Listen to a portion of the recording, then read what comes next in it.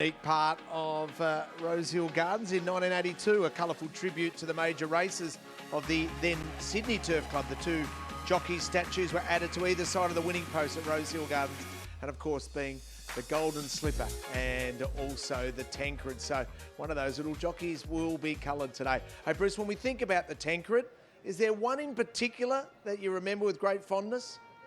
There is. I mean, there have been so many great horses at the end of sort of the carnival. Have a look at this on the home turn. So he'd won 5 straight in New Zealand, including a New Zealand Derby before this Tancred. Handy Proverbs up there who won the Victoria Derby. And there's Bone Crusher here. And Emily, suddenly we felt like we'd seen just the star is born. Yeah, it's almost unbelievable that he was able to win from the position he was in, but look at the way he closes it off late. So impressive what he was able to do.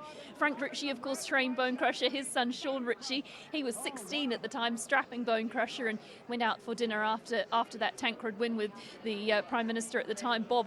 Fell asleep at this table. He'd been... Who, Sean or Bob? Sean, not Bob, Yeah, Sean. He'd been guarding the horse during the week in the build-up to the race, and he was asked the following week at his school assembly to make a presentation on this big dinner with the Prime Minister, and he didn't have a lot to say. He'd been asleep.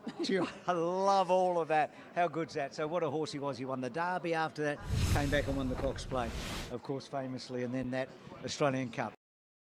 Tristark leads the Tancred Stakes fields around the bend and straightened up in front of A Bit Like a, followed by the Vagrant, and then Dolcezza, Handy Proverb behind them under pressure. Further back is Al Sophia and Rant and Rave down the extreme outside at the 200 mark, and A Bit Like a again beat off Tristark. A Bit Like a got clear of Tristark. The filly Dolcezza trying hard to get to them. Rant and Rave, and look at Bone Crusher. Bone Crusher down the outside is coming home right over the top of them. Rant and Rave and Bone Crusher. Bone Crusher won the Tancred. What a performance. Bone Crusher beat Rant and Rave with A Bit Like a third. Close up Tristark, Dolcezza and Douanette's Girl. Handy Proverb disappointing, followed by Al Sophia. Further back is Samasan. A gap then to Astralin, Playful Princess, Late Show, The Vagrant, Fox Seal, Lack of Reason, and Tristram Rose. Last to finish in the Bowater Scott Tancred Stakes for 86. Wow, what a run, Bone Crusher. What a run. He's come with a rattling run.